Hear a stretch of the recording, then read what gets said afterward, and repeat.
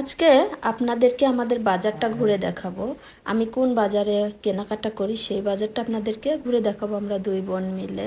So hello everyone, আসসালামু আলাইকুম। কেমন আছেন সবাই? আশা করছি ভালো আছেন। তো চলে যাচ্ছি আমাদের বাজারটা আপনাদেরকে দেখানোর জন্য। পুরো ভিডিওটা দেখতে হবে, তাহলে অবশ্যই আশা করছি ভালো লাগবে। তো যেতে যেতে হঠাৎ করে রাস্তার পাশে একজন ভদ্রলোক পিঠা তৈরি করছিল। তো সচরাচর বাড়িতে পিঠা তৈরি করা হয়, বাট বাজারে কেনা দু একটা পিঠা খেতে না তার মজাটাই আলাদা। তো আপু আমাকে বলল যে তুই যদি খাস তাহলে খা।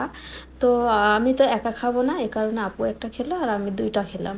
তো আসলে একটা করে পিঠার দাম, কিন্তু এটুকু পিঠার দাম 5 টাকা করে। আমি দুইটা, আপু একটা, 15 টাকার পিঠা খাইলাম। পিঠা খেয়ে পানি টানি খেয়ে দোকানদারের সাথে অনেক কথা টথা বললাম। তো বলে তারপরে বেরিয়ে আসলাম। আর আরেকটা মজার কথা হলো, এই যে এটা যে রুটিটা দেখছেন না, তো সেই ভদ্রলোক এই রুটিটা কিন্তু হাত দিয়ে মানে থাপড়ায় থাপড়ায় রুটিটা বানাচ্ছে। এখানে বেলনা লাগে নাই, ঠিক আছে? আসলে তার অভিজ্ঞতাটা একটু দেখেন। আমি তো বেলনা দিয়েও রুটি বেলতে পারি না, কিন্তু এই লোকটা হাত দিয়ে এরকম গোল গোল করে ফেলতেছে। এটা কিন্তু গমের রুটি না, এটা আপনার কি জানি একটা কালাই বলে, ঠিক আছে? কালাইয়ের আটার রুটি, ঠিক আছে? আমি আসলে ঠিক করে বলতে পারছি না। তো আমি এই দোকানটাতে অনেক আগে থেকে পেঁয়াজও খাই, ঠিক আছে? তো এই দোকানের পেঁয়াজের মতো আমার কোনো দোকানের পেঁয়াজও আমার ভালো লাগে না। তো পিঠা খেয়ে দিয়ে চলে আসলাম এই ভাইয়ার দোকানে পেঁয়াজু খাওয়ার জন্য আর কি। তো পেঁয়াজু খাইলাম আর আমার বাবার পছন্দের সিঙ্গারা নিলাম বাসাতে নেওয়ার জন্য, নিলাম ছোলা বুট।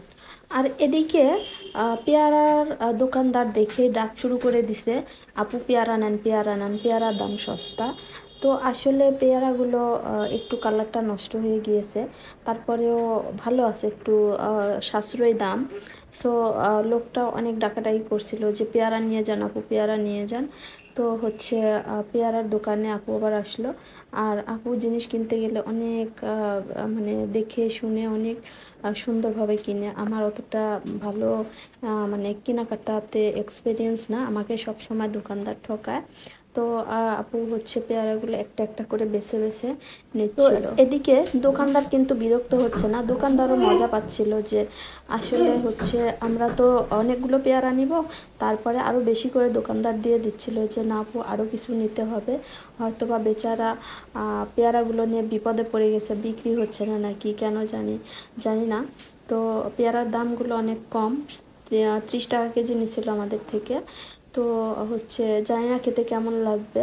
তো উনি দিল, যেহেতু 100 টাকা কেজি পেয়ারা কিনি, সো এখন এই দোকানে বলছে 30 টাকা কেজি। হয়তো বা ওই যে বলে না সস্তায় কি বলে, সস্তার 12 অবস্থা, হয়তো বা এমন হইতে পারে। তো তারপরেও নিলাম পেয়ারাগুলো। পেয়ারার কালারটা ডিসকালার হয়েছে, কিন্তু দেখে মনে হচ্ছে পাকা আছে, সো তার জন্য নিলাম। আর আমি কিন্তু অনেক বেশি পেয়ারা প্রেমী, আমার গাছে পেয়ারা আছে, কিন্তু এখনো খাওয়ার উপযোগী হয় নাই। এখনো পেয়ারা কেনা শেষ করেই তাকিয়ে দেখি এক ভদ্রলোক, মুরব্বী লোক, বাদাম এবং আমার পছন্দের মদন কটকটি নিয়ে বসে আছে। তারপরে ওখান থেকে বের হতে না হতে আবার দেখি মিষ্টির দোকান। তো আমি তো মিষ্টি খাই না, মিষ্টি প্রেমী আমার আপু। তো ও মিষ্টিটা খেলো, আমি খেলাম না, আমি বসেছিলাম আর ভিডিও ফুটেজগুলো নিচ্ছিলাম আর দোকানদারের কথা শুনছিলাম। তো খাওয়া দাওয়া শেষে আবারও বেরিয়ে পড়লাম, রাস্তায় হাঁটা শুরু করলাম। হাঁটতে হাঁটতে আবার স্যারের সঙ্গে দেখা হয়ে গেল, স্যার এবং ম্যাডাম একসাথে দাঁড়িয়ে আছে। তো কিছুক্ষণ স্যার ম্যাডামের সাথে কথা বলে আপু কথা বলছিল আর আমি ভিডিও কথা শেষ করে হাঁটতেই দেখি পাশে আবার দেখি আমার পছন্দের চিংড়ি মাছ এবং রূপচাঁদা মাছ আর ইলিশ মাছ নিয়ে বসে আছে।